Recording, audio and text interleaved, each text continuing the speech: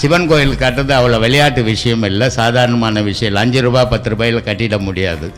அப்படி கட்டப்பட்டவன் அப்பவே இறந்தாலும் சரி, பின்னாடி இறந்தாலும் சரி, அவன் சொர்க்கலோ இதுக்கு போக போகிறான், சிவனுடைய பாதத்துக்கு போக போகிறான்னு அர்த்தம்.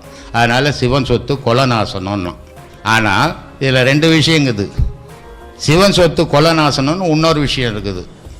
இது எப்படின்னா, சிவன் கோயிலில் போய் திருடி தூண்ணா வம்சம் விருத்தி வராமல் போகும். அதுக்கு சிவன் சொத்து கொலநாசனம் வெளியே வச்சிருக்கிறது.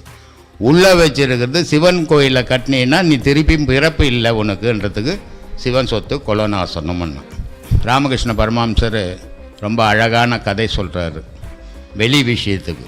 ராமனுடைய அரசபை, அங்கே ஒரு நாய் அடிபட்டு ரத்தம் சொட்ட சொட்ட ஓடியாரும்போது ராமனுக்கு தெரியுது இது எதுக்கு ஓடியாருதுன்ட்டு. ஆனால் அரசபையில் இருக்கிறவங்களுக்கெல்லாம் நாய் ஏன் ராமனுடைய அரசபையில் வருது, ராமனுடைய ஆட்சியில் துன்பமே இல்லாததாச்சே அப்படின்னு இருக்கிறவங்க பேசிக்கிறாங்க.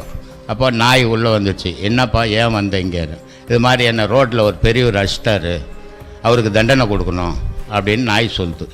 ராமர் சொல்கிறாரு, உடனே யார் அடித்தது போய் பார்த்துட்டுன்னு வாங்க போனால் ஒரு பெரியவர் தடி வச்சு நின்றுக்கிறார். என்னப்பா நாய் அடித்தேன்? ஆமாம் அடித்தேன். ஏன்பா அடித்தேன்? என்ன கடிக்க வந்தது அதனால் அடித்தேன்.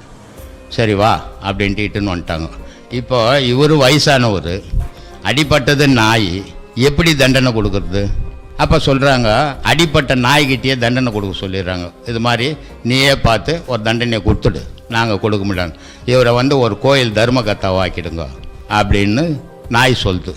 அப்போ எல்லாரும் ஆச்சரியமாகி போகுது. என்ன நாய் தண்டனை கொடுக்கணும்னு பார்த்தாக்கா பொறுப்பை கொடுக்குது, பதவியை கொடுக்குது அப்படின்ட்டு நாயை கேட்குறாங்க. ஏன்பா இது மாதிரி தண்டனை கொடுக்கணும்னு எங்களாண்ட சொன்னேன், இப்போ பொறுப்பை கொடுத்துருக்குற நீன்னா, நான் போன பிரிவில் கோயில் தர்மகர்த்தா திருடி துண்டு இன்றைக்கி ரோடெல்லாம் உதப்படுறேன், இவரும் நாளைக்கு என் நிலைக்கு வரணும்னா இவரும் அந்த பொறுப்பு கொடுத்தா தான் அதை செய்வார் அப்படின்னு சொல்கிறாரு. அதை ராமகிருஷ்ணர் எழுதியிருக்கிறாரு.